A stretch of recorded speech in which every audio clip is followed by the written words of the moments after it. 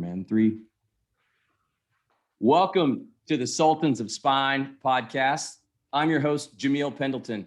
Thank you so much for joining today and tuning in. I could not be more excited to welcome our guest and my good friend, Pat Dossett. Pat and I grew up together. We went to high school together, graduated high school together. Pat went on to the Naval Academy, where he was a boxer. He later became a Navy SEAL, served for over 11 years, I believe, and then got his MBA at Wharton, became an executive at Google, and then now is the co-founder and CEO of Made For. He is an exceptional guy, a wonderful friend, a father of three. And Pat, I'm so excited to share your story with the audience. And just thank you so much for coming on. Amazing. Well, I'm excited to be here, Jay. Looking forward to the discussion. And yeah, it's so wild how different our paths have been since high school, but how uniquely rewarding they've been. And we've both gone on so many great adventures, but to come back here today and have this conversation is it's a pretty special opportunity. So I'm looking forward to the conversation. Special to me as well. And just to touch on, look, the podcast is a Sultans of Spine, and I know that that's a very niched down, intentionally focused. That's my world. That's my experience. But I think everyone's a sultan in their own right, and everyone has experiences in different areas. And you've got a lot of them, whether it be your experience as a SEAL, your experience as an entrepreneur, juggling that in your current day. And so really just what's your story, Pat? I mean, I know it, but where did it start? I've heard you on Rory's podcast. I've heard you talk about other things about kind of your path to becoming a SEAL. Could you start there for people that don't know you and just give them that? Yeah, absolutely. So I would say, I was very fortunate. My father raised me with this mantra where he said, 99% of the decisions that you face in life are going to be very easy. They're going to be binary. There's going to be an easy way and a hard way. And if you just take the hard way, things will work out. And so life is easy, just do the hard thing and everything else will work out. And so he beat that drum over and over and over and over again over the entire course of my life till I think at some point I internalized that. And so when I was in 7th grade, I read a book called Rogue Warrior, written by a gentleman named Dick Marcinko, about the SEAL teams. And for me, that planted a seed inside my head that said, wow, I've got to do that. It sounds like the hardest thing that anyone could possibly do. Sounds like an amazing adventure. You could serve a big mission. I wanted in. That's what I wanted to do. And so that really became my focus. I thought about that all through high school, and I was fortunate enough to get a slot to the Naval Academy out of Jesuit. And it's the reason I went there, and I focused on that entirely at the Academy. And again, I was lucky enough to get a slot to SEAL training out of the Academy. And that's how I ended up there. A lot of small steps that no one step was maybe all that grand or all that momentous, but they summed up to great effect and put me on a path and that has been just so rewarding, and I wouldn't trade it for anything. That's awesome. And you mentioned small steps, and for me, that's probably been one of the best things that I got out of going through the Made For program. And so if we could, maybe just take it there. I do want to kind of learn a little bit more about the origin or genesis of Made For. So whatever you think, if you'd like to start there, or just let the audience know what Made For is, if they haven't heard of it or if they hadn't seen this great logo, appreciate you rocking the hat. What it is. Oh my good. I mean, I got the hat, I got the water bottle, counting my hydration. I mean, I'm all in, baby. Amazing. Well, it's interesting. My time in the teams was awesome, and I learned so much, and I served alongside some of the most amazing quiet professionals that the world has ever seen. And I wouldn't trade that experience for anything. But one of the things that I took away from that experience, I really learned early on, and that was while I was going through BUDS, which is Basic Underwater Demolition School. It's the first training that anyone goes through when they want to become a SEAL. It's about 7 to 8 months long. And my SEAL training class, we started with 220 people. And 5 weeks in, we were down to about 150. 6 weeks in, we were down to 36. And the class went on to graduate 17 original candidates that started out of that 220. And the thing that struck me about that is that those 17 people that were left there at the end were rather unremarkable. You wouldn't have been able to pick them out from a lineup. There was nothing about them that you could have said, this person's definitely going to make it. And in fact, all of the biggest, fastest, strongest people, those that most looked the part, were all some of the first to quit. And I think for me, it just gave me such an appreciation for how much mindset matters, and how much, how this capacity to do more, unlock potential, or to push your brain and your body further than you ever thought possible exists really inside everyone. It's not something that's unique. It's not a God-given talent or something you were born with. It is something that can be forged and cultivated and developed over time. And it's just a matter of, can you unlock that capacity inside yourself? So as I was going through my time in the teams, I continued to see some principles play out in terms of those people that performed at really high levels. What were the mindsets they were leveraging? What were the behaviors and some of the foundational practices that they were engaged in? Just were so consistent, and it was, I don't know, it just left a big impression on me. But it wasn't until a couple years after the teams, I was going through a graduate program up at Penn, and I was sitting in a class taught by a woman named Dr. Angela Duckworth. And Angela's research is all around grit as a determining factor for success, or what she's most well known for. She's got a great TED talk on this, but she was teaching a class on the introduction to positive psychology. And I'm not someone that is, I'm not into frou-frou things or woo-woo things or guru things, anything that's seemingly soft. And I recognize when you hear that positive psychology, it sounds very soft, and that it should be accompanied with like pinks and pastels. But it's actually a very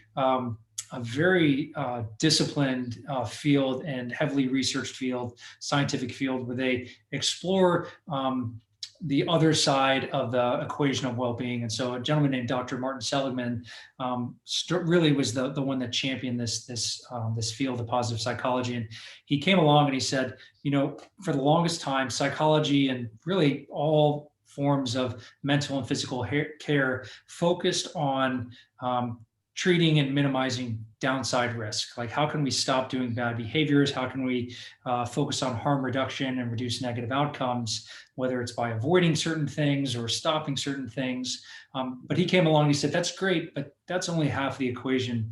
The other half of the equation is, how can we be in pursuit of the things that grow capacity inside us, so the things that help us flourish, whether it's habits we can engage in, or mindsets that we can cultivate, or even things in the environment that we can change. What are the things that allow us to grow and unlock our capacity to live a more flourishing life? And what I found so profound about what they were talking about in that course is, not only was it backed up by all of this evidence-based research and all these thousands of studies, but it mapped very well to what I experienced in the teams and what I saw people in the SEAL teams leverage to perform at a very high level. And so that for me was a little bit of a light bulb and a signal that, wow, there's something here I'd love to figure out how to work on a project in this area at some point in time. I didn't know what that was at the time. And so I spent a few years at Google, and then ultimately left Google to work on Made For and grow what we have today. So that's a little bit of the origin story. It's awesome. I mean, and I know the story. I always love hearing about it, particularly the part about, those that were the strongest and fastest ring the bell the first, to tap out of the BUDS program. And I think most people know at least have an idea of what BUDS is. And when you were going through it, there wasn't a documentary on it. There wasn't a lot of, at least from my perspective, we knew you were going through something, all of your friends in your circle, but now that I know at least a little bit more about you described to me just being wet and cold for days or weeks on end and just having to, or in about 7 months, 7 months, right? Yeah, weeks. Yeah. Or just dehydration that is, one of the core, we referenced the water bottle, and this is the first challenge, and not to get ahead of ourselves, but Made For is is a program that gives you these 10 challenges that I went through, right? I started in July of 19, so finished up just before, or just kind of a couple months into the pandemic of 2020. And I got to tell you, Pat, I think we've talked about this, but it's been foundational to me. It's been foundational to how I was able to reinvent myself, not just, during the pandemic, which I definitely drew from a lot of the lessons that I learned through the program, but also now as we come out of it, I'm drawing from the power of habits. You mentioned, kind of in your mind hearing that. And so for me, it's exceptional. And I don't want to jump ahead, but I can't wait to hear your thoughts on that. Can you tell? I have one point on that. It's interesting. Yeah. When you go back to those 17 people, or the people that didn't make it, what was going on there? And I think one of the themes that emerges is this idea of a growth mindset. And your listeners are probably familiar with this, but there's a woman named Dr. Carol Dweck out of Stanford who first coined this term, growth mindset. And she's done a ton of research in this area. But what Dr. Dweck says is that in any person at any given time exists two foundational mindset. There's a growth mindset and there's a fixed mindset. A growth or a fixed mindset feels very much like you are leaning on your natural God-given abilities. I am a good soccer player. I am a fast person. I am really good at math. Like that's my thing. Or I'm really good at poker. And those are the things that you lean into. And when you go outside of those areas, when you start to feel when you experience setbacks, or you feel discomfort or headwinds or friction or whatever you want to call it, you take that as a sign of, well, this is not what I'm supposed to do. I'm not capable of doing that because I am good at these other things. A growth mindset would say, I have these things that I'm good at, but what I'm really good at is growing and learning. And growth mindset, when you can leverage it or lean into it, you can reward the process of effort and change. And so what you do is when you're engaged in something and you experience friction or you experience a setback, to you, it's not a signal of I'm not capable, but rather this is what it feels like to grow, to progress, to move towards my goals. And it's a subtle thing, but I think it's really important. It's something we touch a lot on it Made For, because those people, the biggest, fastest, strongest, everyone that showed up to Buds had everything they needed to be there at the end. And so it wasn't about a physical thing. It really was about what's happening in the mind when you're encountering a level of discomfort or uncertainty or anxiety. How are you responding to that? How are you interpreting those signals and then processing them? And so those that were left at the end, I believe, really leaned into this growth mindset and this idea that becoming is better than being, that I'm not fixed, but I am someone that can adapt and grow through time. So anyways, so profound. I just wanted to touch on that.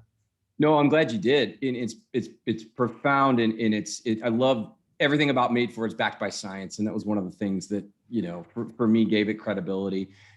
Let's talk about how you started Made For, right? So you were at Google. I know you've surfed for as long as I've known you. So was that how you met Blake, the founder of Tom's, Blake Makovsky? Is that how you met Blake, and is that kind of where, as far as I understand, the origin of the idea? Yeah. So it's Blake is my co-founder and partner in Made For, and our families have known each other for a long time. In Dallas, his father and grandfather were longtime physicians for the Texas Rangers, as was my dad, who Dr. Drew Dossett. Yes. But they, so our families have known each other for a long time, but we hadn't connected until just a couple years, a few years ago, and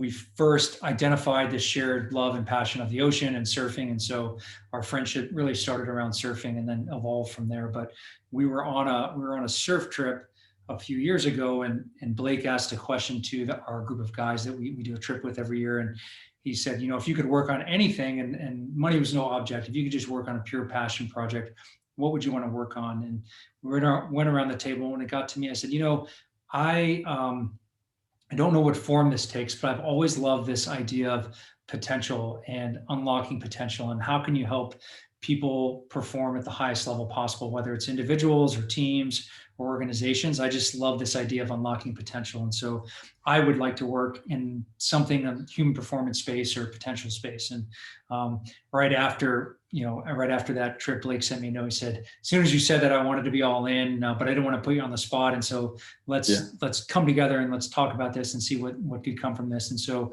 we started working on a few different ideas, and we aligned on a general concept. Really, we aligned on a mission that we wanted to help individuals show up better in their lives for themselves. And if they could do that, then we thought, what a great way to change the world. That individual showing up better, Jay Pendleton showing up better for himself means Jay Pendleton shows up better for his family, his coworkers, his teammates, and everyone rises because of that. And we aligned on that mission and went from there. And the first person that we actually brought on board to help us figure this out, because we're not experts, we have different experiences and perspectives, but we recognized that we needed subject matter experts if we were going to do this program right and really allow science to be our guide in moving through this. And we brought on a gentleman named Dr. Andrew Huberman. He's a neuroscientist out of Stanford University. He has become really popular in the last several months with his Huberman Lab podcast. But Andrew and I, close friends, but very much well aligned on the mission of Made For and just his mission in life in general, which is to get science and tools out of the labs and into people's hands in a way that's actionable and useful. So we brought Andrew on and really started working on Made For.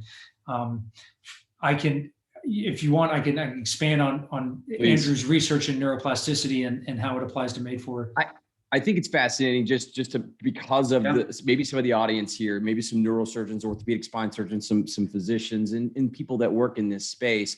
I certainly, it sunk into me when I started reading about neuroplasticity. And as you mentioned, Dr. Andrew Huberman, one of my favorite podcasts, honestly, it's fascinating every single time you and him are on a call together or whatever it is. I try to join that Zoom call, even if it's in the air, like I did one time. And, but anyway, yes, please expand on that. We got plenty of time. Yeah. So one of the areas that Andrew researches is how can we change our brain? And we think about the brain as a proxy for how can we change our mindset? How can we change our behaviors? How can we change our lives in general? And Andrew's one of the things that Andrew says his research in this field has shown is there's this phenomenon called neuroplasticity, that we retain the ability to rewire our brain over the entire course of our life.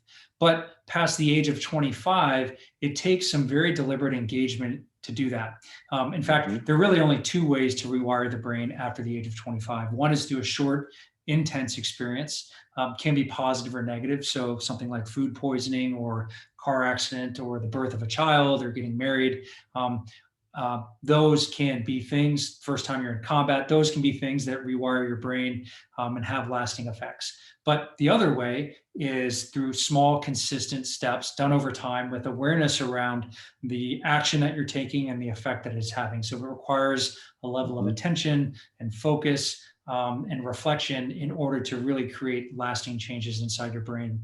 The interesting thing about this is that the intense experiences, by definition, they're exceptional. They're not the norm, right? And so the majority of life is made up of the climb. It's not made up of the mountaintop experiences or the trough experiences. And so we designed Made For around these small steps and that ladder model of neuroplasticity or rewiring the brain. And that's how we've designed the program.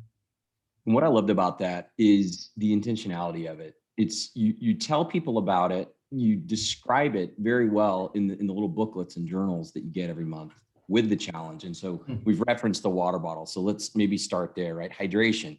Yeah. Everybody probably knows that drinking more water is good for you.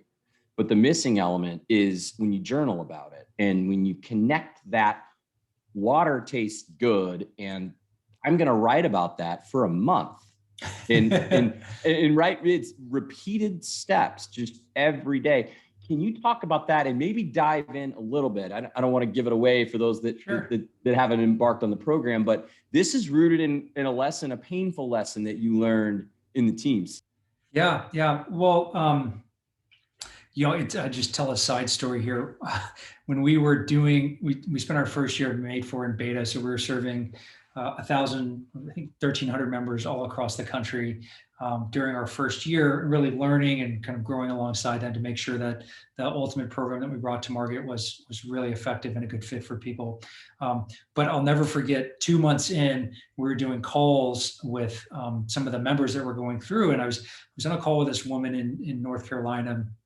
And the call was going well, and she was saying, I like this, I don't like that. This piece of the packaging is not great, or this is that. And so, but all in all, it was very like middle of the road, and I expected. And then I was thinking, okay, good. Like this call went well. We're about to get off, and I was getting ready to wrap up and say, thanks for your time. And she said, oh, one more thing. And I was like, oh, here it comes. And she said, I've got to give your team a lot of credit. And I was like, oh, why? And she's like, it takes, and pardon my French, it takes a lot of balls to charge someone money and then tell them to drink water. Like, it takes a lot of balls, but I want to commend you on it because it works. Like, what you've done works, is an effective, and that's the most important thing. So I was like, for me, you can put something out into the world and have all the belief and confidence and certainty in it, but you never really know how it's going to land or be received. And so that was the first time that I heard from a member the power of what we were doing and how effective it is. And so our first month, we talk about this and across a whole bunch of different channels, but our first month focuses on hydration. And it does so for two reasons. One, 50% of this first month is about what it means to be properly hydrated, and how at very low deficits, on the order of 1 to 2%, total body water, you start to have very real physical and cognitive impairments. And those oftentimes come before your thirst triggers are activated. So you may not even know that you're thirsty, you not even know that you're mildly dehydrated, but you are suffering the effects of that. And that can lead to poor decision-making, that maybe it leads you to eat something in the afternoon that you didn't really want, or to not be present in a meeting, or whatever the thing is, that you are degrading your performance or your potential to perform at the level that you're capable of. And so half of our challenge is about what it means to be properly hydrated. And we discussed the science of it, and we affirm that there is no one size fits all approach. It doesn't matter if it's hydration or nutrition or whatever the wellness thing is, that much of this is unique to the individual. Hydration requirements vary person to person based on a variety of factors: age, weight, diet, where you live, level of activity, a whole host of factors, whether you sleep with your mouth open or closed. So what we do that month is we help people focus on how much they're drinking, pay attention to that, and really connect the dots between how much they're drinking and how they're feeling. What is the effect that it's having on them, so that they can navigate to what is right for them. Right? There's no one size fits all approach. But the other half of that challenge in that month really is what happens when you pay attention to a small thing that you do every day and start to create some awareness on how it affects you and how it affects how you show up for yourself and others. Right. And that is equally, if not even more powerful. And we hear from members all the time, like, wow, I was drinking water, but I started recognizing that, like, I was doing this, or I wasn't doing that, or these are the other things that these other small things that in the moment were seemingly insignificant, but were summing to great effect by the end of the day. And so that's a big thing. We also wanted to start the program in a way that we start to compel some easy wins, that we get people to establish some momentum to the program so they can carry that on to future challenges. So every month at Made For focuses on a foundational habit. It doesn't matter if we revisit a lot of habits, whether it's hydration or movement or breath or gratitude or exposure to nature or nutrition or social connection or rest. All of these very foundational practices, we distill the science down into its most essential elements to give you just enough information so you understand why it's important that you're going to focus on this month, and what the benefits are that can come from engaging in the month's challenge. And so we pair that with a physical tool. Sometimes it's a water bottle, sometimes it's something else. And then we marry that with a challenge designed around what's the smallest thing that we could get you to do where you would see a benefit of your actions, and over a relatively short period of time. So that's Made For in a nutshell. The biggest thing that I think is probably the most important thing to say, is that the value of Made For doesn't come from the science or the advisors, or the tools or publication or anything. The value really comes from the rewards that you unlock through your consistent small efforts over time. And that's the secret Amen. sauce to Made For. Amen. I mean, and I mean, Pat, I'm living proof of it. Like, and we've talked about this. I entered the Made For during that beta phase, friends and family, whatever you want to call it. And, my intentions, which are one thing that you do before you lay out your intentions, which I think is important, right? Anything that I do, I like to know why I'm doing it, what the goal is, what the output, the desired output is. And for me, it was balance. I was looking to achieve balance, both, personally, professionally, physically, all those things, and relationally.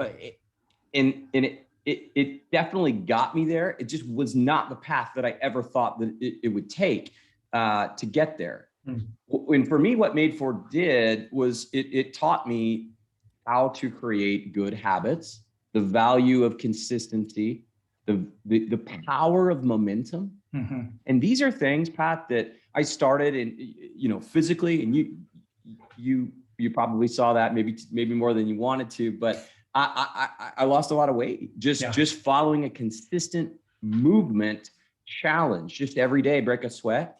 And there's no way that I probably would have been able to do that had I not seen some of the equation before in different, ways, whether it be gratitude of that or hydration or even the movement, part, or one of my favorites, which again, I'm bringing out all the swag, right? Unplug. Put away your phone. And I talk about this a lot. Put your phone in here when you're meeting with someone, when you're studying, when you're working. When I'm doing my job, I can't have the distractions. And one of the best things about Made For, and again, I'm passionate about it because I really truly believe in it and it worked wonders for me. But one of the best things about it, man, is it's all analog. There's no app. There's connections and there's communities on social. But the challenges are within you, and you've got to do the work. And some of the months are harder than others, like in terms of like, man, I got to remember to journal about this. And I don't know, man, I think it's great. And I'm really glad that I found it. And it's awesome to hear that it's working for others, some of the alumni groups and the fireside chats and some of the things that I hear. Yeah, we're seeing so many great things coming from the members. And, I think at the end of the day, what Made For does is it helps people realize that change is possible. And we help put people back in control over their physical and mental health. And we do it through small, doable steps that, again, no one step seems that maybe like it requires that much effort. But the way that we are able to cultivate enduring shifts in mindset and behavior over the course of the 10 months, I think really leads to some very powerful places. Oftentimes I think what happens is people find themselves for whatever reason at a place in life where maybe they look back and they say, oh, well, 10 years ago or 5 years ago, I was thriving. That was the best me. And somewhere along the way, I got off of that track and I'm on a different trajectory now. And so they look at where they are and where they think they should be, and they see this large gap and they're like, well, I could never get back there. And so no one ever makes a large lateral movement in life unless you win the lottery or something, right? You're not just going to take a giant step and end up in a new place. But the good thing is, the thing that puts you on this perceived trajectory or puts you in this place that's beneath it, it was no large step, right? It was a series of very small, seemingly inconsequential decisions, or maybe it was inertia that put you in this place. And so what we do is we help people realize and affirm the value of their small, consistent efforts, all backed in science, to unlock, the potential and the power that someone has within themselves. So. That's awesome. And so let's dig in a little bit more about the evolution of Made For, because you mentioned earlier, one of the things you're fascinated with some of the teachers and the professors that you got to learn from, and also some things that you saw in the teams, was the potential of teams and potential of people in themselves. And so, it's exciting now to see Made For has a corporate offering, and you guys are now working with large organizations like mine and others, And can you talk about that a little bit? What how that's going, and kind of maybe where you see that going? Yeah, it's well, thank you for bringing that up. It's been fun to work with corporate teams, and we have teams and organizations from all the way from executive teams of 8 to we have whole companies that are going through a few hundred members going through the program altogether. And what we have found is that, and this speaks to, I think, something you mentioned earlier, right? At the outset of Made For, we ask everyone to set an intention, and we walk them through the science of it and the steps on how to set an intention. But the intention is, where do you want to be in 10 months' time? How do you want to show up differently in your life? Why does that matter to you? How is that going to help you be better, feel better, whatever is important to you? But how is it not only going to show up better for yourself, but also for those that you care most about? And it seems a little bit counterintuitive that you would set an intention for a program that you really don't even know what the steps are or what you're going to be doing. But what we find from our members is that over the course of the 10 months, they find uniquely relevant ways to connect the dots in their efforts to map back to that intention. So over time, they're growing closer and closer and more in line with that intention, so that by the time they get to the end of the program, their reflexive self is now their best self. They are much closer to their intention and showing up better. And so again, we started as a program solely focused on individuals and helping individuals change. It just so happens that a lot of individuals were in companies and said, I love this, I want to bring this to my team. And it's grown very organically from that. And what we've seen from the corporate teams is that better individuals make better teammates, make better teams, better organizations. And we've got a number of corporate partners that have used Made For as a way to structure a form, an orientation towards growth and a form of communication outside the traditional channels of work. So it's not always focused about, next quarter earnings or focused on these things. It's like, how are you showing up as a person for yourself, and how can we help you show up better? And it's been transformative for them, and it's been fun to watch. That's just amazing to me to hear, because we talk a lot, you and I, Pat, and one of the things you've helped me to understand, again, based on your experience in the teams, and heard other military veteran leaders like Stanley McChrystal talk about the importance of teams and cross-functional teams, right? So where I am currently within a large med tech, one of the largest medical device company in the world, right? A lot of teams, a lot of business units, and our culture is changing to be more nimble. And the way that I see, at least today, my value is being able to communicate, to cross the chasm between the different business units, function, responsibility, right? And truly communicate and be that connector, like Gladwell says that I am. And I think that Made For gave me a little bit of that confidence as well. It's not just the personal stuff. It also helps you show up in your job. And look, I'm flying the flag, I'm wearing the hat because I believe in it. And I think that, and I've pitched this to leaders in my company, and maybe they'll watch this podcast and take me up on that offer. But I think it's great. And I loved it to hear that you're definitely helping make an impact. And it's important. Thanks for saying that. Yeah, there are a few things that I think that come out through the program that really do make a big difference for how people show up in their lives, and whether it's at work or at home.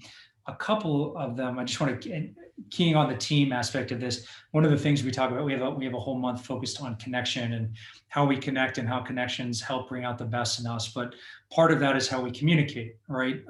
Yes. There are different styles of communication. There are ways of communicating where you are solely on transmit mode. There are ways where you're totally on receive mode. And there are ways that can allow you to grow closer to other individuals and bring out the best in that person and the best in you. And that's where we focus. But we also focus on how can you get into action to serve those that you're connected to. And so in the teams, I reference this idea that teammates don't ask, they act, right? And so a real teammate on the team that's performing at the highest level intuitively understands what are the needs of adjacent teammates and units, and they are they're foreseeing those needs, they're getting in front of them, and they're acting to serve and to help those teammates, to lift them up before they have to ask for it, right? Because the first second you ask someone, hey, do you need help, or can I do anything for you? You're putting the burden on that person. Whereas if you start to cultivate a mindset of action or servicing those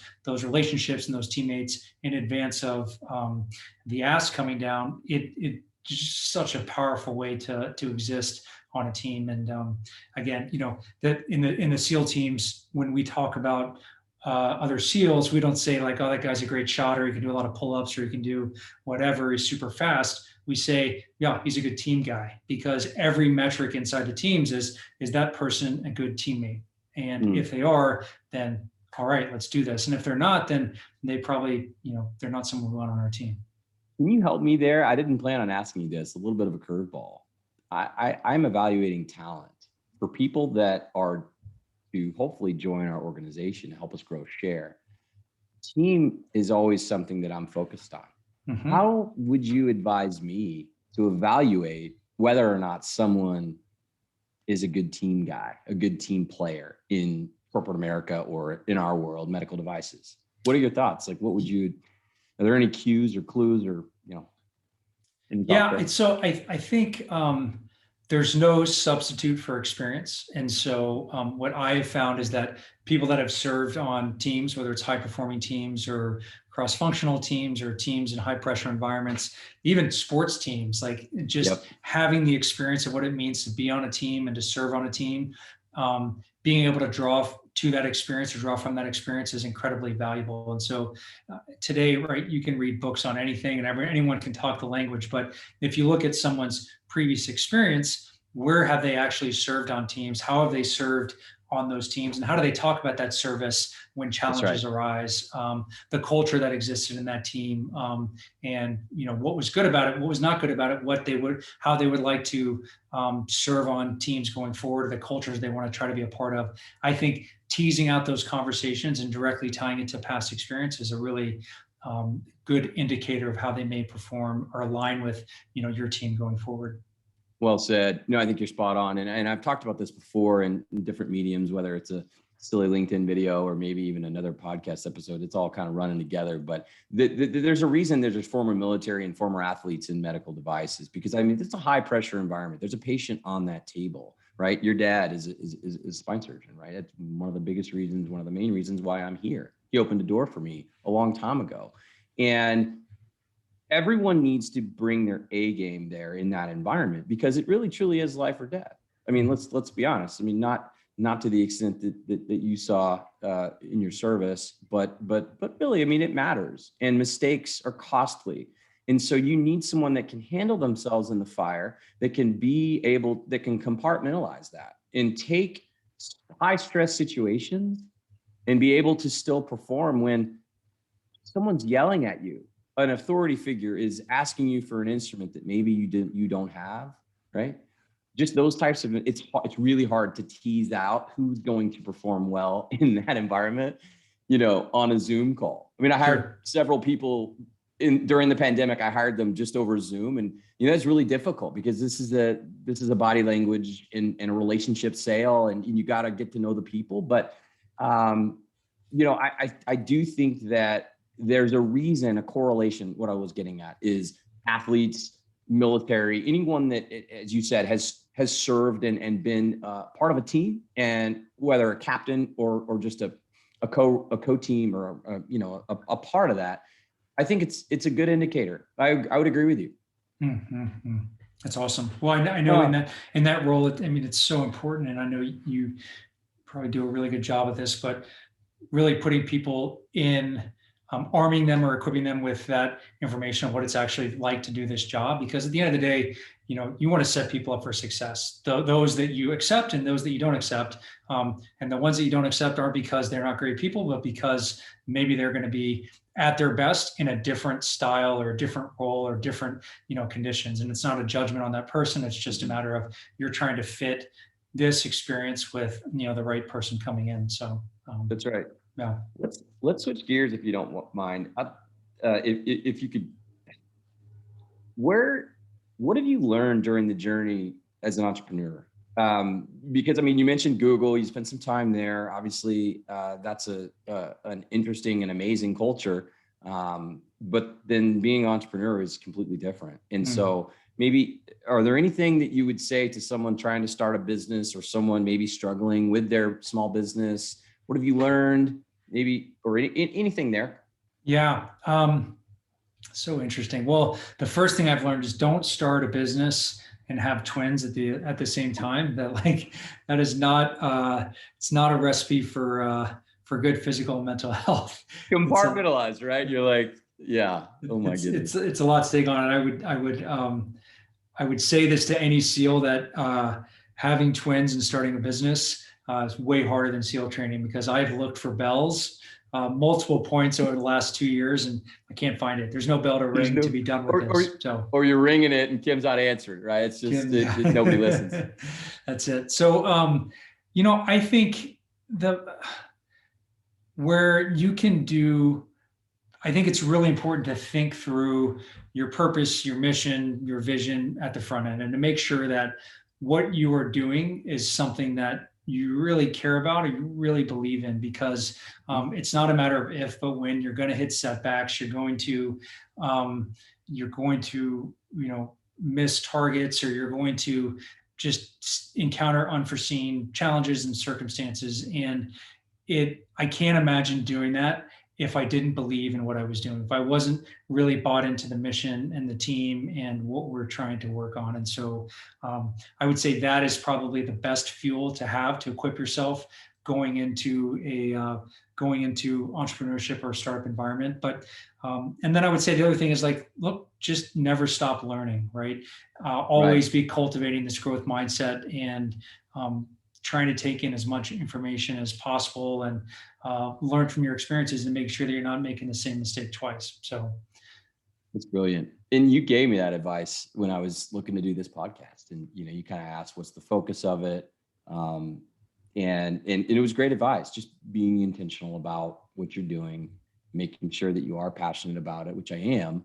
I want to connect people with people in my life like you, because your story is one that deserves to be told, but also use this as a vehicle to make other connections, because I think that's just ultimately what I'm trying to do out of this whole content creation, whatever it is I think it helps people. And if I can motivate people, right, as honestly, like a small or a little bit of a riff on what I learned from Made For, right? Be the best version of myself. If I can help people be the best version of them, the best salesperson, the best father, whatever it is, again, it's fulfilling, but it's also, it helps me be accountable, right? Because if I'm telling people to do something, I better be able to live that. If I'm telling my boys how to have discipline, then I must have discipline myself. It helps me, Pat, actually, continue to stay guarded and grounded on the foundational things that have led to my success or my growth.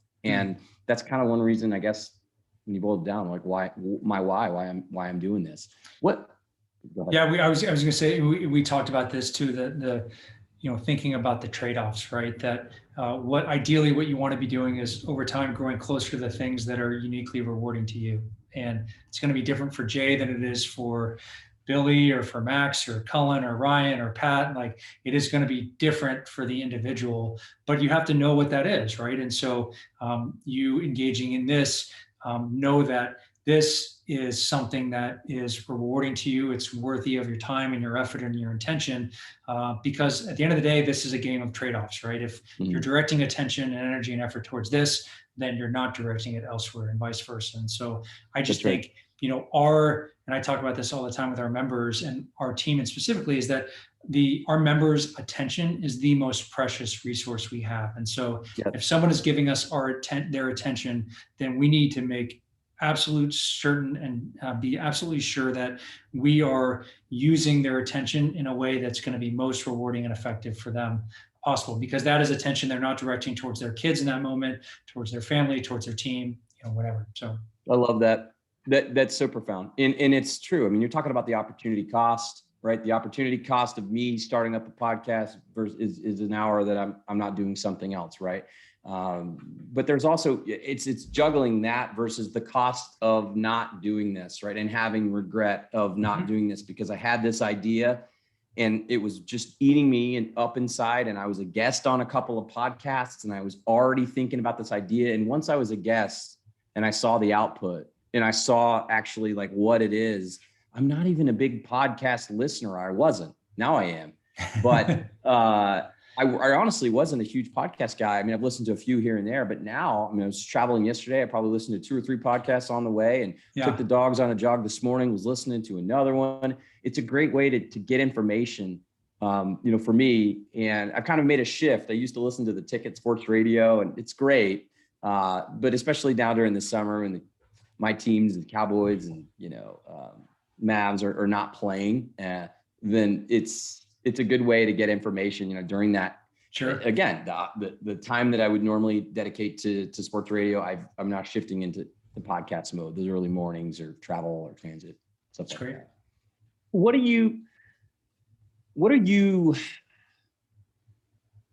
What's something that maybe you have seen recently, read recently? I'm sorry, I didn't send you this question ahead of time. It's just a good one. What's a book that you would recommend somebody that just changed or helped you? You can see me looking on my across my desk right now.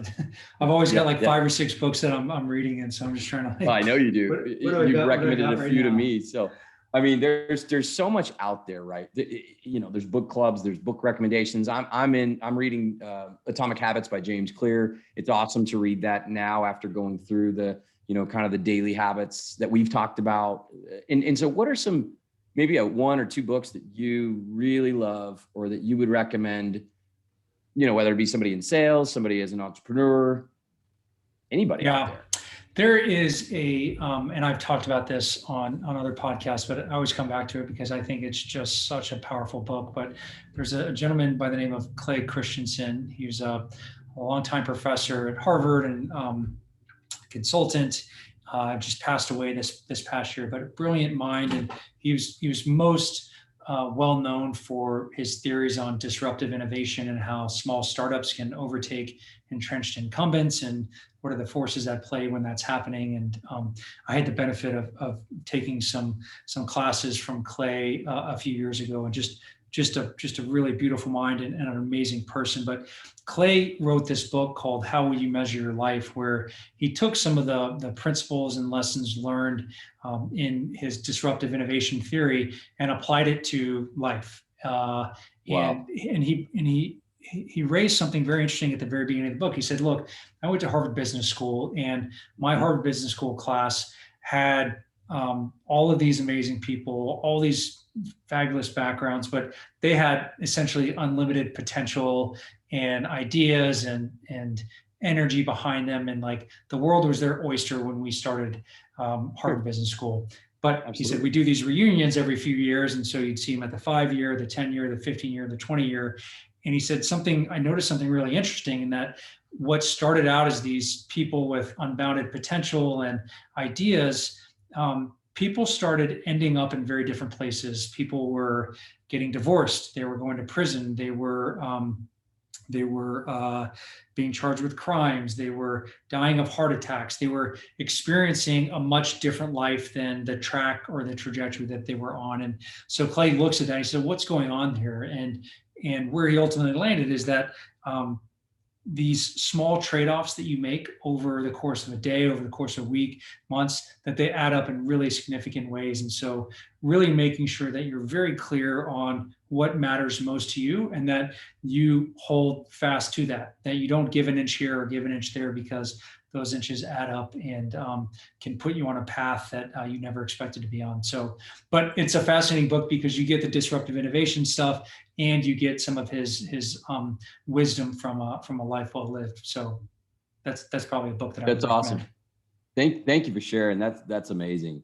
How are you on time? You got time for one more question? Yeah. Let's do it. It's far away. Juggling, you mentioned the twins and now you have a third, right? So talk about that. I mean, people say work-life balance, you say whatever. I mean, during the pandemic, that's kind of been thrown in a lot of different ways. How do you juggle running a company leading a very important mission, right? That's had an impact on me. It's had an impact on a lot of our friends and other people, all right, out worldwide. How do you juggle that and also be a husband and a father and just, right? What are some secrets? What do you do?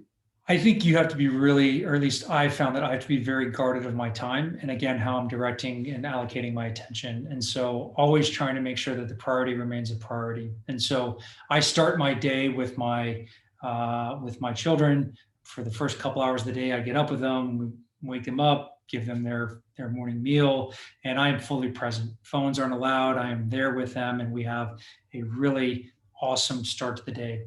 The same way at the end of the day, I end the day with them. So I do the last hour and a half of their day with them, go for a walk, put them to bed, do bath time, whatever it is, and just making sure that time that I've allocated for that, I am fully present and aware to that. During the day, it's a lot of work. I try to sneak in some physical activity where I can, because that's just how my brain and body work. I need that. I have to have that. And then making sure that I set time aside at the end of the day where my wife and I can be together and make sure that that we're being good teammates to one another as well. And so I think that's really important. And then, look, I think the other thing to recognize is that we're not robots, we're not machines, we're not going to do everything perfectly. And right. There are going to be times where I fall off track or I'm not at my best, and that's okay. But it's almost more important that I recognize when I've gone off track, and that I'm kind to myself and get myself back on track in a compassionate way, so that I'm playing the right long game. And I think that's how I think about it. So I judge myself less on the hour to hour, minute to minute, day to day, more so how are these things being strung together in a way that marries to what I care most about. That's awesome. And thanks for sharing that. I mean, do you have things that you like check? Like, what are your measures for, are you a good father? Are you a good husband? Or, what are those? Because I mean, we can measure things in the business world. Like, you can measure how many people are signing up for Made For or whatever it is. Yeah. What are your measures on the things that matter the most? Yeah, I think there's definitely a level of subjectivity there and intuition, and much like members going through Made For, right? We have them do all these steps and engage in these things, and by the end of the day, there's no metric for flourishing or for our happiness, right? Are we going to track blood pressure? We're going to track body weight? Are we going to track serotonin levels? I mean, it's that the second you try to measure something, you kind of lose the forest for the trees. And so we stay very close to our members to make sure that they feel like they are just showing up better for themselves at the end of this program, and they can communicate that. And we start to see they are using some of the language that we use just naturally in the way that they talk about things. And to me, that tells us, or that's a sign to our team that we've helped that person forge or unlock maybe a new lens to see things through, a new way to kind of move through the world. And so I think it's very similar with kids and with spouses. I know that my goal with my children is to fill them with as much love as possible, or fill them with more love than they can handle, and that I want them to have just the right amount of stress and no more. And so I can read, when we're together, I can tell, how lively they are, like how engaged they are, and like, we do affirmations with them every night where they sit in front of the mirror and they say, like, I am kind, I am loved, I am strong, I am brave, so I am beautiful, I am smart. And so now they do that on their own. They're like, our kids are not quite two, but they run to the mirror and sit down and they have these hand signals and arm signals that they do when they're doing that. To me, that says, like, all right, we're doing something right. It's not perfect. It's never perfect, but I think something else that I really found beneficial over the course of 2020 and being locked at home, or locked down to a large extent, is that I have this great appreciation and recognition that there is no substitute for presence. And it's not to say that It's not to say that we have complete control over our schedules and what it'll look like going forward, but it's very hard. It's not enough to say, oh, we're going to have a really awesome Sunday afternoon from 2 to 4, and I'm gonna fit fatherhood and that time block, and the rest of the time I'll be gone doing my thing. Like, just being present and showing up and consistency and being in the room, it affords a lot of great things. So. No, I would agree. And, as business travel ramps back up for me, I've been on the road a lot over the last, 8 weeks or whatever it's been. When I'm home, I do the same thing that you mentioned. Phone stays in the office. I'm with my kids. We're outside playing sports. We're doing whatever it is, hide and seek. They've hide and seek has now become just a fun thing because it's extreme hide and seek and it's like tackling involved. It's crazy. But yeah, you're right. It's being intentional about how you spend your time. And I think, again, not to bring it all back to Made For, but those are a lot of things that you guys have taught me and have harped on this whole time. And I think it's great that, because you see it in a lot of different, ways, the impact of that. What's something that you're most proud of in your life? I think I am most proud of the relationships that I've cultivated, whether it's with my daughters, my son, my wife, my friends, just the people that I have in my life. I just feel so fortunate and blessed to have so many amazing people, and to know that at any point in time I can lean on them, and I would hope they feel the same, that they can lean on me. And I think that is that's the thing that matters more to me than anything else. And so that's something I'm really proud of. It's awesome. And I would agree with you there. That's huge for me as well.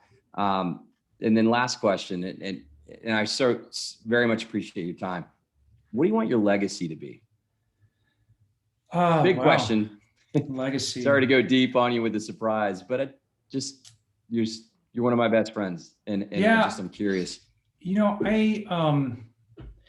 I would answer that in two ways. One of the when I think about when I am living my best, what does that look like? For me, it's has two elements. One is savoring and one is serving. And am I savoring and getting the most out of life? And so for me personally, that means that I am doing physical things. I'm getting outdoors. I'm present in my relationships. I'm active and actionable and doing all these things that help me feel my best and help those around me be at their best. And so there's the savoring component, and there's the serving component of like, is my energy and my effort directed on things that are bigger than myself? So it's not about me, but it's about bigger missions, bigger purposes, whether it's family, again, friends, mission of Made For, whatever that is. And so I'm constantly thinking about and checking in with, am I savoring? Am I serving? Have I unplugged, and am I just going through the motions and just like getting caught up in the inertia of the day? If I am, then like, that's when I'm not at my best. I need to like check myself. And likewise, if I get myopically focused on something that is just about a personal, end goal, or it's like a money thing, or if it's a whatever, I'm not, getting some physical thing, like I check myself there too. It's like, all right, well, I'm not at my best. I don't feel my best if I'm not doing something for a larger cause. And so that's really where I focus. And so, and maybe at the end of the day, if my legacy was, people look back and said, well, he did a really good job of savoring life and like getting the most out of life, and he served big things, and that's awesome. That'd be great. What a great answer, man.